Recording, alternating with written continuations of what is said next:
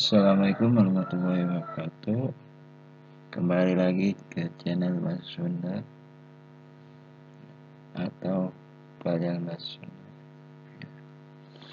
Jangan lupa kalian semua untuk subscribe, like, dan komennya sebelum pembahasan dimulai. Sekarang pembahasan tentang cerita pondok atau cerpen dina bahasa Sunda.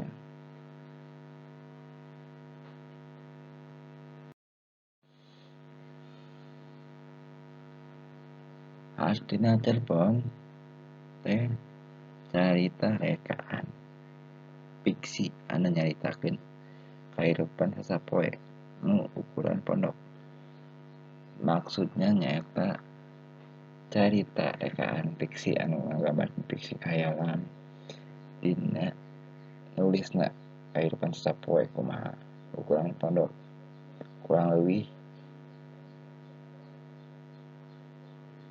kurang ti 5.000 kecap atau kata dina tulisanna.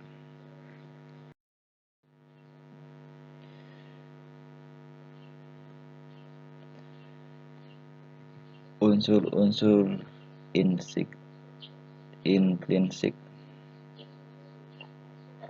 anu kahiji tema atau genjer, anu kadua nyaeta palakuna saha atau tokoh dina.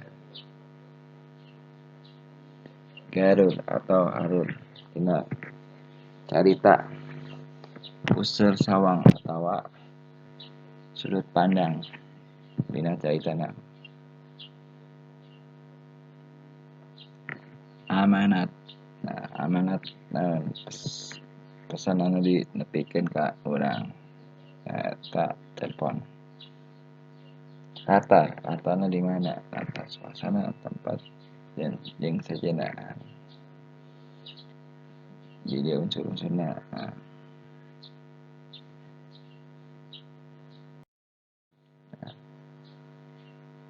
Ciri-ciri telepon. Sumberna secara ditulis.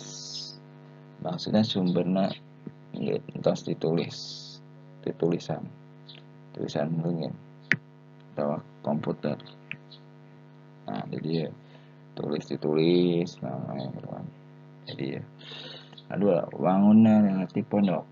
Jadi maksudnya wangunna di pondok emang pondok maksimal 5.000 kecap dina sa cerpen. Palakuna teu pati loba, biasana palakuna maksimal 3 jalmi atau 3 tokoh dina cerpen. Tilu galuna bajaksana. Jadi galuna bajaksana nyaeta galuna biasana sa garul atau sa alul doang ya. Cerita pondok bisa alun maju atau alun mundur gitu atau flashback. Pikanyaho anu nulis atau ngarang. Biasanya di pikanyaho saha ya ngarang cerpen teh saha wae gitu kan. Tulisan atau kesahan Sina mangrupa rekaan tina realita kahirupan biasana. Sina emang merupakan rekayas tina kahirupan sasapoe kumaha gitu kan dibaskeun telepon gitu kan. Atur nuhun ka sadayana tos ningali YouTube Abi. Upami Abi tong hilap di subscribe, like, sareng komennya. YouTube Abi.